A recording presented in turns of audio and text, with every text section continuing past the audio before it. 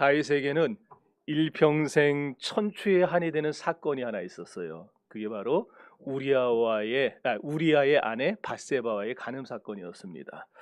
다윗이 그 사건을 회상하면서 참회의 마음으로 기록한 시가 시편 32편과 시편 51편이에요. 그렇다면 오늘 본편을 통해서 다윗은 무엇을 말하고자 했는가? 회개 없는 구원은 없고 또 회개 없는 신앙도 없다는 사실을 강조하고자 했습니다. 오늘 본편의 제목을 보면은 다윗의 마스길이라 이렇게 되어 있어요. 히브리어로 마스킬, 이 말은 이 사칼이라는 단어에서 나온 건데 용이 주도하다, 신중하다 그런 뜻이에요. 사칼이. 거기서 마스킬이 나왔어요. 그 마스킬의 뜻은 그래서 뭐냐? 교훈한다라는 뜻입니다. 다윗은 이걸 통해 교훈을 주고 있다라는 거예요. 무슨 교훈이냐? 자기가 예전에 지옥에서 마치 천국에서 마치 지옥으로 떨어지는 것 같이 그런 절망적인 고통과 아픔을 겪었는데 그게 바로 밧세바의 간음 사건이었거든요. 그 사건을 통해서 두 가지를 우리에게 교훈을 주고 있는 거예요. 하나는 자기 자신이 경험했던 죄악의 아픔과 고통의 출처를 상세하게 밝힘으로써 후대 사람들, 그러니까 여러분들은 나와 같은 이런 아픔 겪지 말고 이런 문제를 당하지 말고 하나님 앞에 신앙적으로 바로 서라. 그걸 당부하려고 이 시편 32편을 기록한 것이고요. 또 하나는 이 시편 32편에서 다윗은 모든 사람은 죄인이다. 나도 죄인이고 너도 죄인이고 모든 사람은 다 죄인인데 이런 죄인의 죄를 용서받을 수 있는 길이 무엇이냐? 그것은 바로 예수 그리스도를 믿는 길밖에 없다. 하나님의 사랑밖에 없다. 그걸 우리에게 강조하고 있다라는 거예요. 그래서 이 시편 32편은 주후 4세기경에 위대한 교부였던 어거스틴이 평생의 표어로 사용한 말씀으로 유명합니다. 여러분들 어거스틴이라는 이름은 아마 한두 번 들어봤을 거예요. 그 사람이 평생 이걸 달달달달 암송하면서 살았어요. 평소에도 32편을 암송했지만 특별히 죽기 얼마 전에는요. 자기 침대, 그 침상에 송곳을 가져다가 그 힘도 얼마 안 남았는데 시편 32편을 다 일일이 한자 한자 새겼어요.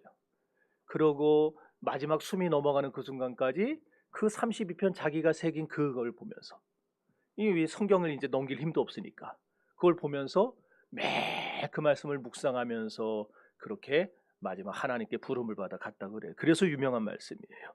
어거스틴이 누구냐면은 여러분 17살 때부터 음란의 죄를 짓고 살던 사람입니다.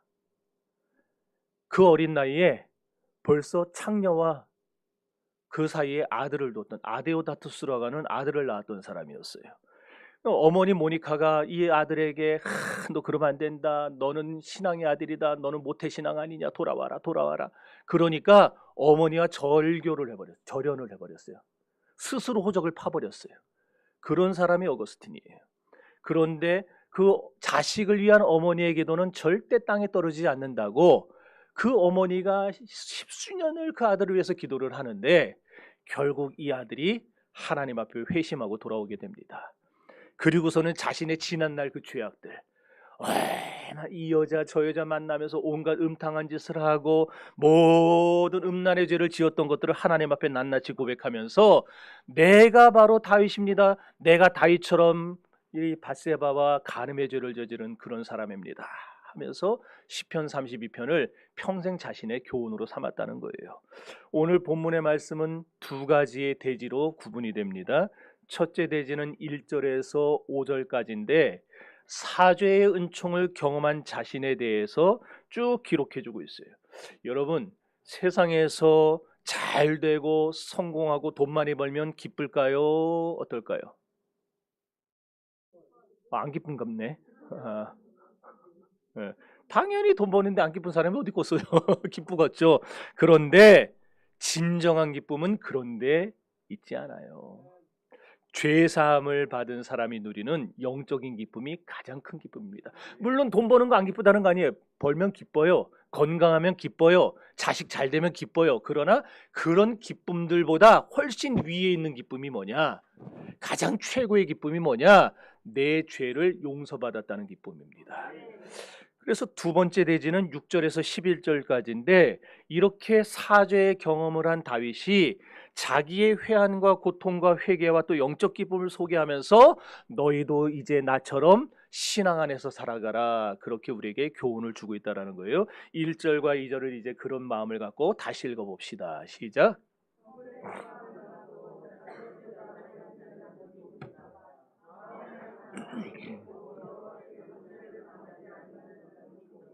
자, 여기 1절과 2절에서 가장 중요한 건 뭐냐? 복이 있도다, 이 말을 두 번에 걸쳐서 반복한다라는 거예요.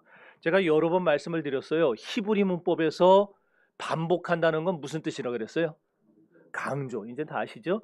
근데 그 강조 중에서도 이 복이 있도다, 이거는 여러분도 느끼겠지만 감탄사예요. 감탄사를 반복한다는 것은 강조 중에서도 아주 대단하게 강조하는 걸 의미합니다. 여러분, 히브리 말에 복이라고 하는 단어에는 여러 단어들이 있어요. 우리 한국말에는 복이면 하나지만 히브리어에는 여러 단어가 있는데 그 중에 가장 대표적으로 많이 쓰인 단어가 바라크라는 단어예요. 바라크. 그런데 오늘 본문에서는 바라크가 아니라 에쉐르라는 단어를 썼어요. 이 에쉐르라는 단어는 뭐냐면은 하나님이 나를 축복할 때, 사람을 축복할 때 쓰는 단어가 아니고 사람이 사람을 축복할 때 쓰는 단어예요.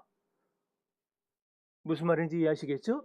그러니까 제가 여러분에게 뭐 이렇게 찬양을 부른다든지 뭐 하든지 할 때 여러분 축복합니다 이러는 것 같이 사람이 사람에게 복을 빌어줄 때 쓰는 단어가 에쉐르예요. 그러니까 이 본문에서 지금 바라크가 아니라 에쉐르가 쓰였다는 건 뭐냐?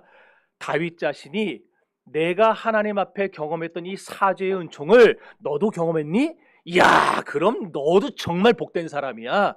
그런 의미로 쓰고 있는 거예요. 그러니까 오늘 저와 여러분에게 하고 있는 얘기겠죠.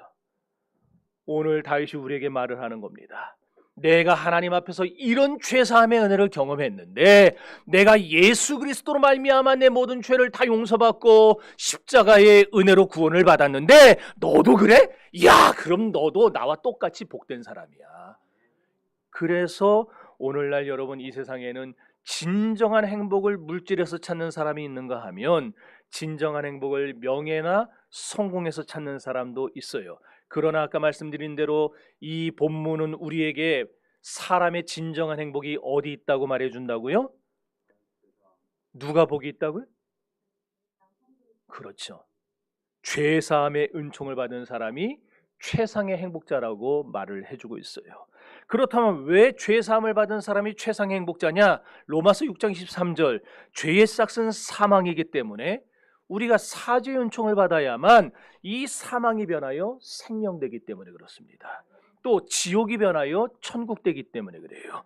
또 영생의 길에 들어설 수 있기 때문입니다. 그러므로 죄사함이야말로 행복 중에 최고의 행복이라는 사실을 아시기를 바랍니다. 오늘 본문에서 다윗은요, 사람이 범하는 죄를 세 가지로 구분합니다.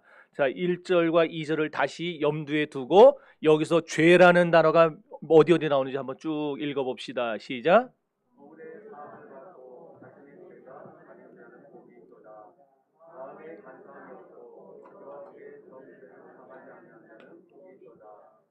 자, 여기서 죄라는 단어가 세 개 나왔는데 찾아냈어요?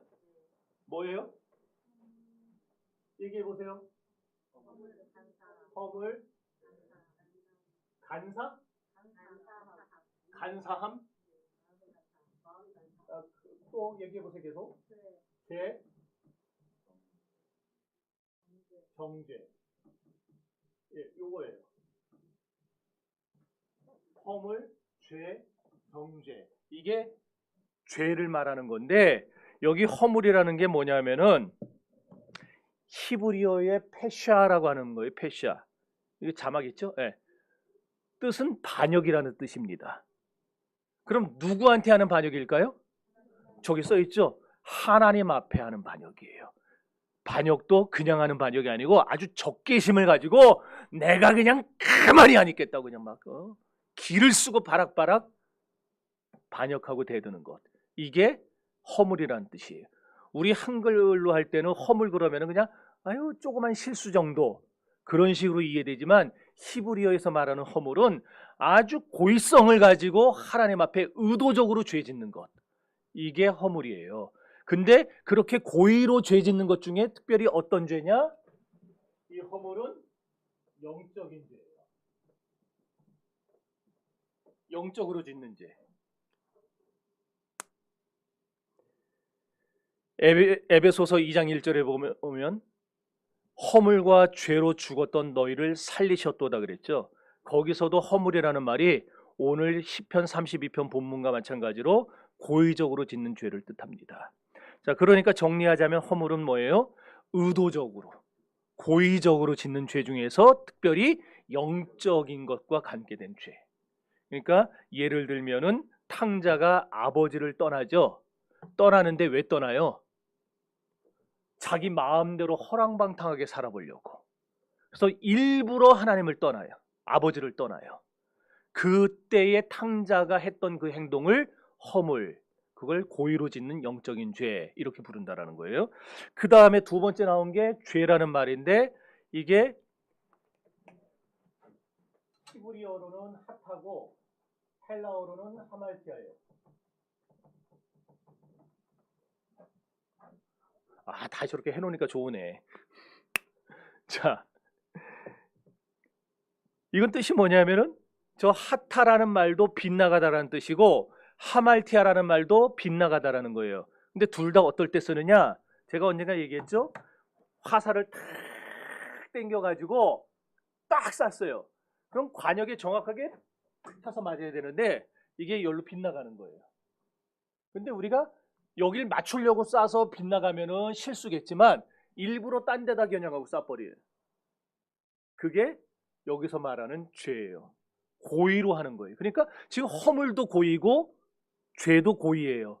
그러면 허물과 죄가 무슨 차이가 있느냐? 아까 허물은 고의성으로 짓는 죄 중에서 특별히 어떤 죄? 영적인 죄. 그러면은 눈치챘죠, 여러분? 죄는 어떤 죄일까요?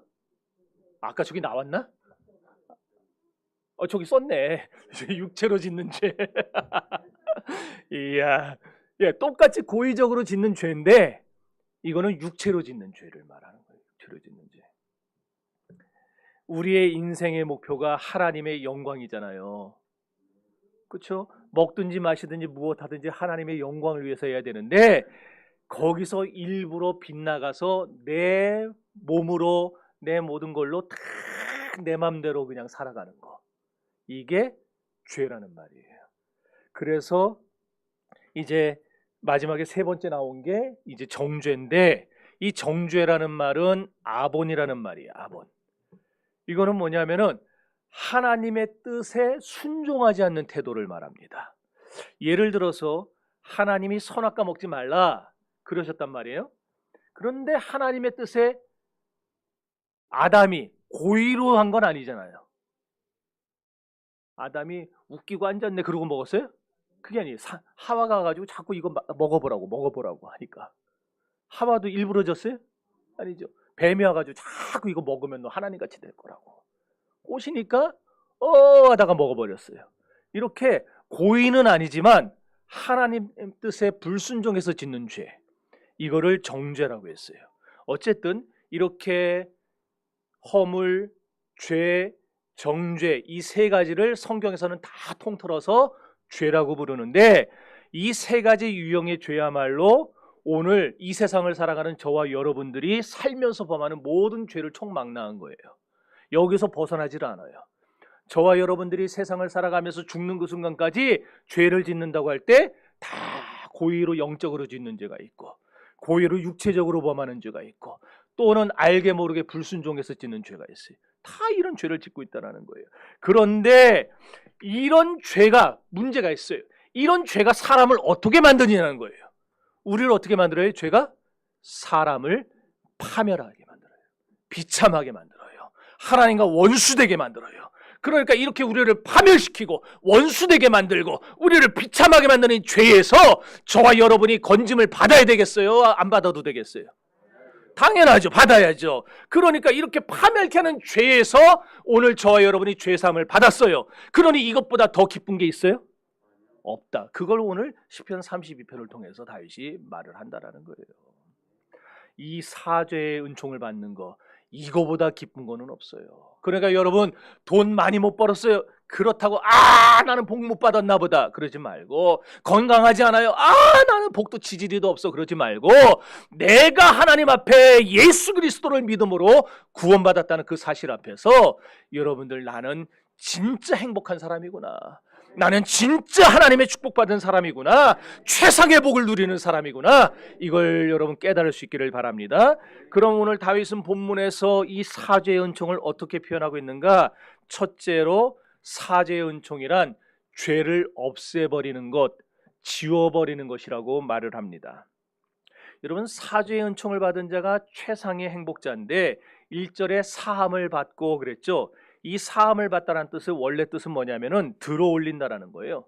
짐을 들어올린다. 여기 짐이 있는데 이거 여러분 그냥 수건이라 생각하지 말고 엄청난 무거운 거라 생각을 해보세요. 이런 뭐 강대상 같은 거 혼자서 어떻게 들어올리겠어요? 안 돼요. 우리 힘으로 못 들어요. 그런데 하나님이 우리가 못 드니까 이걸 들어올려 가지고 어떻게 하시느냐? 어디 가서? 던져버리는 거예요. 던져버려. 어디로요? 하나님 등 뒤로. 왜 하나님 등 뒤로 던질까요? 안 보시려고. 안 보시려고. 우리 죄를 안 보려고 던져버리시는 거예요. 그 말은 다시 말해서 뭐냐면은 하나님이 우리의 죄를 기억도 안 하시겠다. 쳐다도 안 보시겠다. 우리 죄는 다 용서받았다. 누구 안에서? 예수 안에서. 그거를 강조하려고 하는 거예요.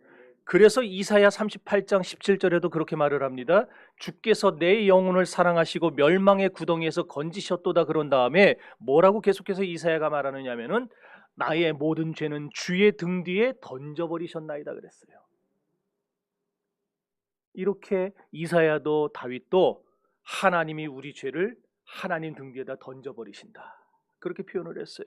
이런 구약의 여러 구절들을 종합해서 죄 사함을 받는다는 말을 해석하면 결국 어떻게 되느냐?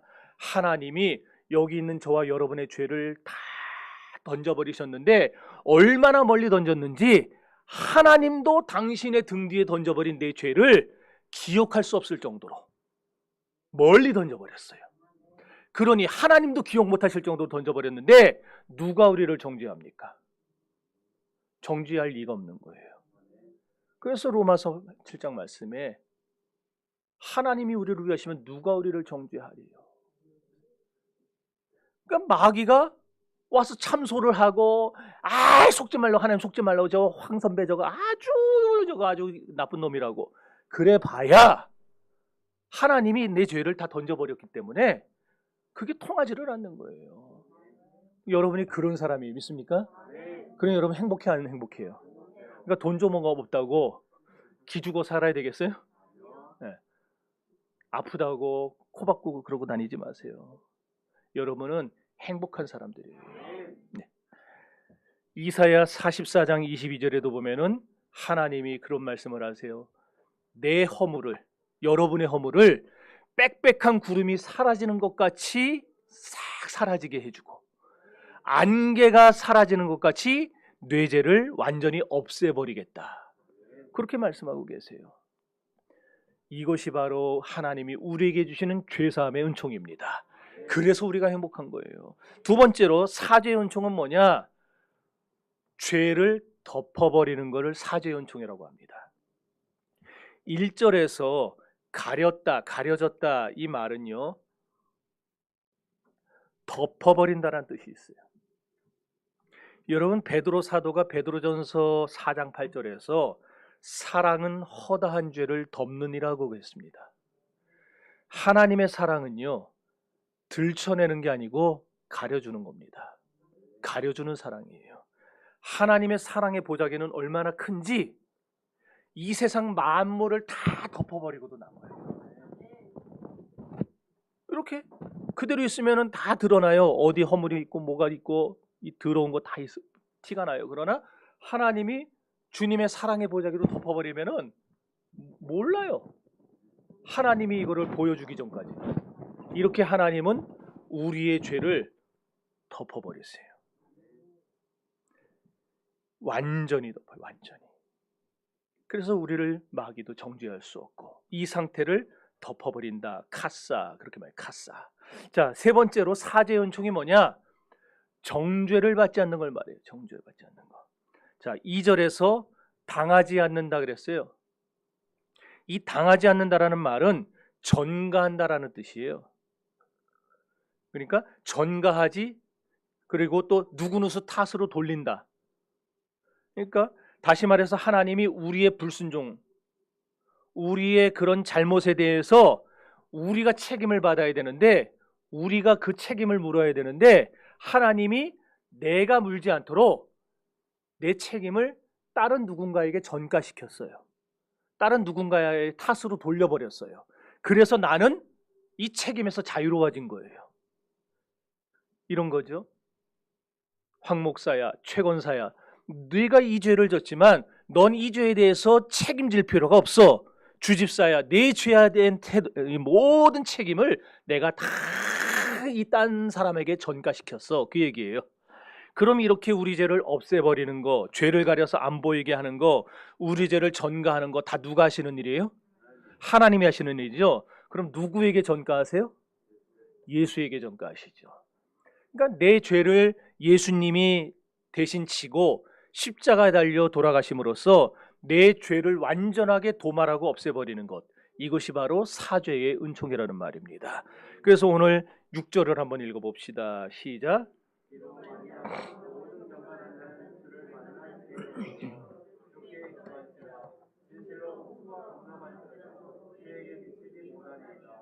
네, 여기 경건한 사람, 경건한 자라는 말은요, 여러분을 말해요.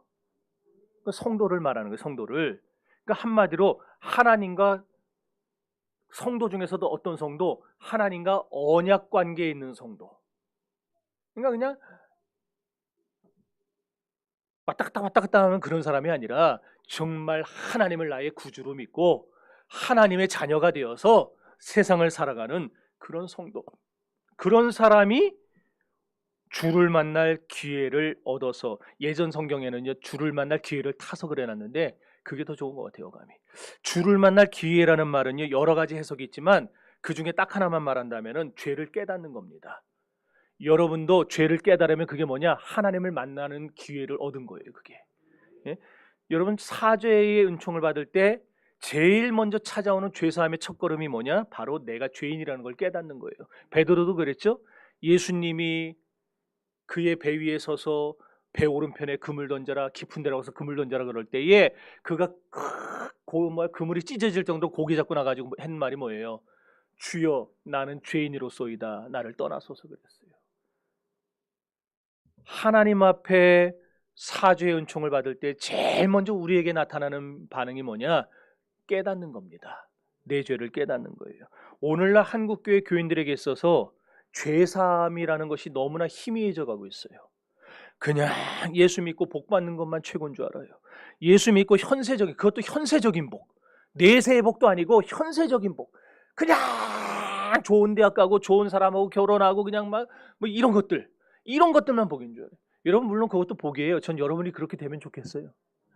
여러분이 잘 되면 좋겠어요. 네? 그런데 그게 다가 아니라는 거예요. 그게 최고가 아니라는 거예요. 그게 진정한 행복은 아니라는 거예요. 진정한 축복은 뭐냐?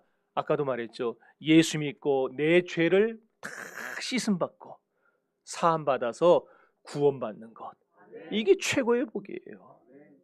그래서 어거스틴은요, 지혜는 자신의 죄를 깨닫는 것이라는 말도 남겼어요. 다윗도 자기 죄를 깨달았어요. 아, 내가 밧세바와 사이에서 이렇게 간음한 거, 이게 다 죄구나 깨달았어요. 사무엘하 12장 13절에 보면 나단 선지자가 다윗을 찾아와서 말을 합니다. 쭉 얘기하다가 다윗이, 아니 그 나쁜 놈이 누굽니까 그랬더니 나단이 그러죠. 바로 너다 이놈아 그래요. 그랬더니 그 말을 듣고 그 정도의 대제국의 왕이었고 황제였다라면은 저는 어땠을 것 같은가? 제가 다윗처럼 바로 그 앞에 꼬꾸라져 가지고 내가 잘못했습니다 그랬을까? 아니면 이놈의 새끼가 이거 어디서 이랬을까? 다윗은요 자기를 책망하는 나단 선지자 앞에서 꼬꾸라졌어요. 그리고는 내가 여호와께 범죄했습니다. 이렇게 죄를 깨달아요. 죄는 어떻게 깨닫느냐? 성령의 감동으로 깨닫는 겁니다. 성령이 내 마음에 계시면서 내 죄가 들어올 때, 내 안에 죄가 들어올 때 그 죄를 막 받아치면서 성령께서 죄에 대해 탄식하게 만드시는 거예요. 그러면서 하나님 앞에 고하게 합니다. 하나님, 성령이 고하시는 거예요. 하나님, 지금 정집사가 저렇게 죄 짓고 있습니다. 하나님, 최권사가 지금 저렇게 정신 못 차리고 있습니다. 탄식하면서 주님의 성령이 감동을 주시고 우리 안에 책망을 주시면서 하나님 앞에서 막 우리의 이 죄를 자백하게 만들고 고백하게 만들어요. 그럴 때에 사죄의 은총을 받는 사람들이 하나님 앞에 죄를 깨달아 통에 자복하게 되는 거예요. 그래서 6절에 보면은 그 죄를 깨닫는 사람에게 어떤 현상이 나타나느냐? 따라합시다. 주께 기도할지라. 기도가 나오는 거예요. 그제서 기도는 그냥 막 나오는 게 아니고 하나님이 내 죄를 깨닫게 하시고 내 죄가 정말 이 죄가 나와 하나님 사이를 갈라놨구나. 내가 하나님 앞에 갈 수 있는 유일한 이 길을 이 죄가 다 망가뜨려 놨구나. 그걸 깨달을 때 내 죄를 미워하는 마음이 생기면서 하나님 나를 용서해 주세요. 나를 불쌍히 여겨 주세요. 막 매달리면서 그때 터져 나오는 게 회개라는 거예요. 아시겠죠? 여러분, 그러므로 깨달았으면은 반드시 기도가 있어야 됩니다. 죄를 통해 자복하는 역사가 우리 교회에 강하게 일어나기를 바랍니다. 여러분, 사람 많아지는 게 중요한 게 아니고 우리들이 다 자기 죄를 자복하고 하나님 앞에서 구원의 백성 되는 게 중요한 거예요. 자, 이제 3절 읽어봅니다. 시작.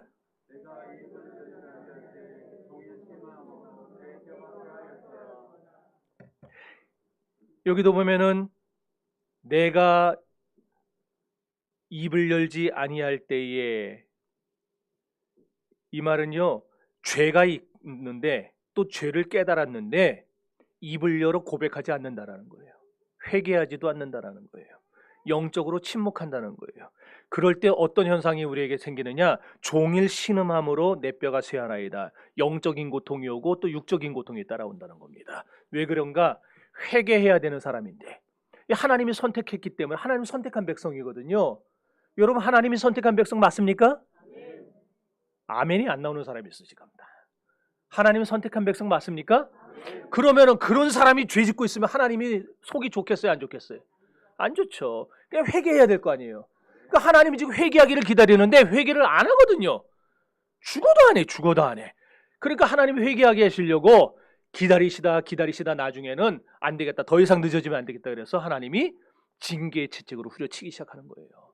그래서 영적으로도 고통이 들어오고 육체적으로도 고통이 들어오고, 그러므로 이걸 통해서 우리가 뭘 깨달을 수 있느냐? 죄를 져놓고는 아유 아무도 모르겠지, 그리고 모른 척하는 사람이 진짜 어리석은 사람이라는 거예요. 제가 언젠가 그랬죠. 제가 옛날에 학생 때 만 지하실 내려가서 죄 지면은 하나님도 못 보는 줄 알았어요. 왜 이게 몇 층인데 이걸 봐.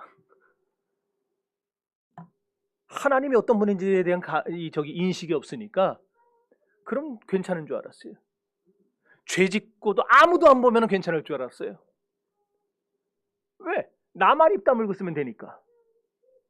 그게 어리석은 사람이라는 거예요. 왜냐? 죄 지면요, 일단 기도의 문이 막혀요. 그리고 하나님과 연결된 문이 닫혀버려요. 그때라도 회개하면 좋은데, 근데 사람이 이게 안 하거든요. 쉽게 안 해요, 회개를. 그러면 하나님이 조금 지나서 육신을 통해 병이 들어오게 하시고 또 영을 통해서 고난이 들어오게 하시는 거예요. 그래도 하나님의 백성이 끝까지 회개 안 한다?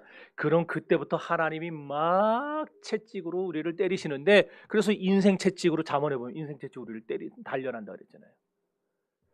그 단계 되면 정신 못 차립니다. 그러니 저와 여러분은 죄 지면은, 죄 안 짓는 게 제일 좋지만 혹시나 죄 지면은 우리 바로 회개할 수 있어야 할 것입니다. 침묵하고 죄 숨기고 말 안 하고 속으로 끙끙 앓다가 가끔가다 생각나면은 그게 하나님이 회개하라고 주신 기회인데 그걸 또 그냥 지나가 버리고 그냥 살짝 괴로워하다 잊어버리고 계속 그러면은요 하나님 우리 마음에서 평안을 다 뺏어가 버려요. 그걸 어떻게 하느냐? 경험해봐서 하는 거예요. 경험해봐서.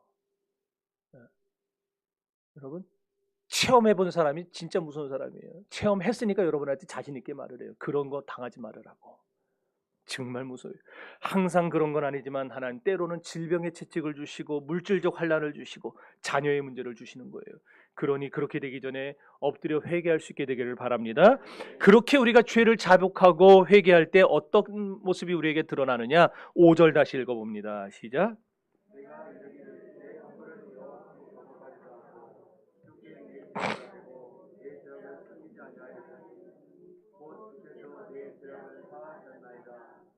여기에 여호와께 허물과 죄를 자복한다는 말이 뭐냐? 이게 회개라는 말이에요.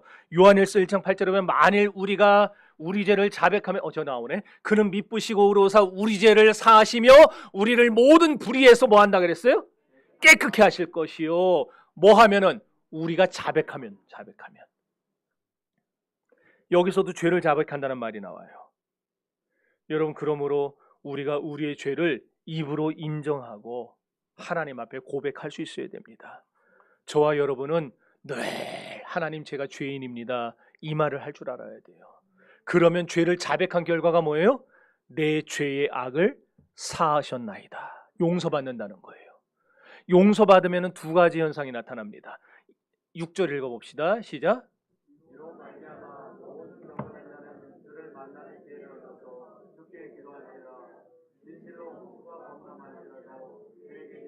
자, 첫 번째 나타나는 현상, 죄 용서받고 나서 나타나는 현상이 뭐냐? 홍수가 범람해도 미치지 않는다. 이 말은 갑작스러운 재앙을 만나지 않는다라는 거예요. 여러분 다 그렇게 되기를 축복합니다. 또한 7절 읽어봅시다.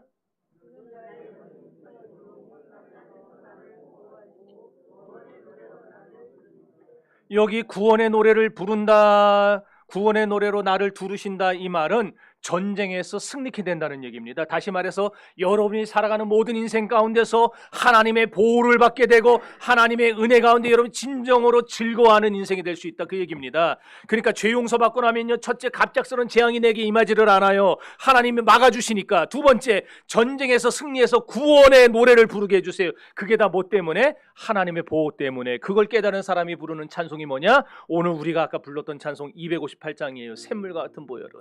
샘물과 같은 보혈은 임마누엘 피로다. 이 샘의 죄를 씻으면 정하게 되겠네. 정하게 되겠네. 정하게 되겠네. 이 샘의 죄를 씻으면 정하게 되겠네. 날 정케 하신 피보니 그 사랑 한없네. 살 동안 받는 사랑을 늘 찬송하게 아멘. 늘 찬송하겠네. 늘 찬송하겠네. 살 동안 받는 사랑을 늘 찬송하겠네. 아멘. 오늘 이후에 특별 행사가 있으니까 여기까지 이만하겠습니다. 자, 정리합시다. 진정한 축복은 뭐로부터 출발한다고요? 참된 회개로부터. 그럼 누가 진정한 최상의 행복자예요? 죄사함 받은 성도가. 믿습니까? 다윗이 표현한 이 죄사함의 은총, 사죄의 은총은 뭘 말하는 거예요? 세 가지였죠. 첫째, 죄를 지워버리는 거예요. 그리고 두 번째는 죄를 덮어버리는 거예요. 세 번째는 내가 받을 정죄를 예, 예수님께 전가시켜 버리는 거예요. 이게 사죄 은총인데 이 사죄 은총을 누가 받았어요? 내가 받았어요. 여러분이 받았어요. 믿습니까? 그럼 그렇게 사죄 은총을 받은 여러분을 나를 하나님이 어떻게 해주세요? 보호하세요. 그러니 언제나 주를 만날 기회를 타서 늘 주님 앞에 기도하는 여러분이 될 수 있기를 바랍니다.